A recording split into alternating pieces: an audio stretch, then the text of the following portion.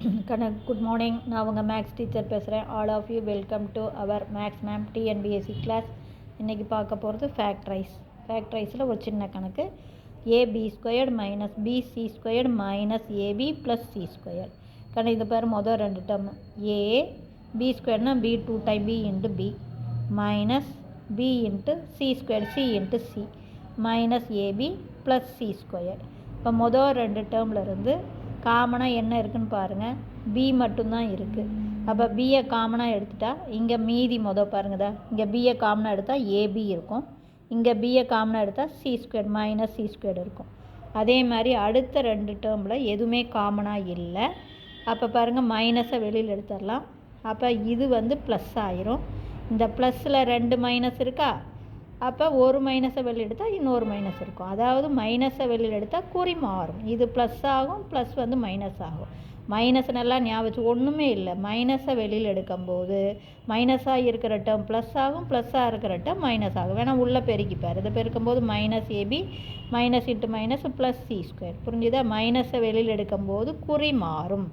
அப்போ இந்த minus AB plus AB ஆயிரும், plus C squared minus C squared. அதுக்கான விளக்கம் தான் அந்த ப்ளஸில் ரெண்டு மைனஸ் இருக்குது. ஒரு மைனஸை வெளியில் எடுத்தால் இன்னொரு மைனஸ் இருக்கும். எகைன் பாரு, ஏபி மைனஸ் சி ஸ்கொயர்டு இங்கேயும் இருக்குது இங்கேயும் இருக்குது. அப்போ ஏபி மைனஸ் சி ஸ்கொயர்டை இப்போ காமனாக வெளியில் எடுத்துட்டோம். அப்போ இங்கே மீதி இருக்கிறது பிஏ. இங்கே மீதி எதுவுமே இல்லைன்னு நினச்சக்கூடாது. இந்த இடத்துல ஒன்று இருக்குதுன்னு அர்த்தம். அப்போ தேர்ஃபோர் ஏபி மைனஸ் சி ஸ்கொயர்டை வெளியில் எடுத்துட்டா மீதி பி மைனஸ் 1. புரிஞ்சுதுங்களா? இதே நீ கேட்கலாம், ஏன் இப்படி தான் போடணுமா? இந்த மாதிரி மொதல் டேர்ம் ரெண்டாவது டேர்ம் எடுத்தும் போடலாம், அல்லது மொதல் டேர்மையும் மூணாவது டேர்ம் எடுத்தும் போடலாம். பாருங்கள், A into B squared B into பின்னு எழுதலாம். இது ஏபி, இது minus BC square plus C square. மொதல் டேர்ம் மூணாவது டேர்ம்லேருந்து ஏபியை காமனாக வெளியில் எடுத்துட்டிங்கன்னா ஏபி எடுத்துட்டா இங்கே மீதி இருக்கிறது பி மைனஸ் இங்கே மீதி இருக்கிறது 1. அதே மாதிரி ரெண்டாவது டேர்ம் நாலாவது டேர்ம்லேருந்து சி ஸ்கொயர்டை காமனாக வெளியில் எடுத்துட்டிங்கன்னா, அதாவது மைனஸையும் வெளியில் எடுக்கிறேன் சி ஸ்கொயர்டை வெளியில் எடுக்கிறேன். அப்போ மைனஸ் சி ஸ்கொயர்டை வெளியில் எடுத்துட்டா இதில் மீதி இருக்கிறது சி ஸ்கொயர். பாருங்கள், பி இருக்கும். இந்த ப்ளஸ்ஸில் ரெண்டு மைனஸ் இருக்கா, ஒரு மைனஸை வெளியில் எடுத்தால் இது மைனஸ், சி ஸ்கொயர்டை வெளியில் எடுத்தால் 1.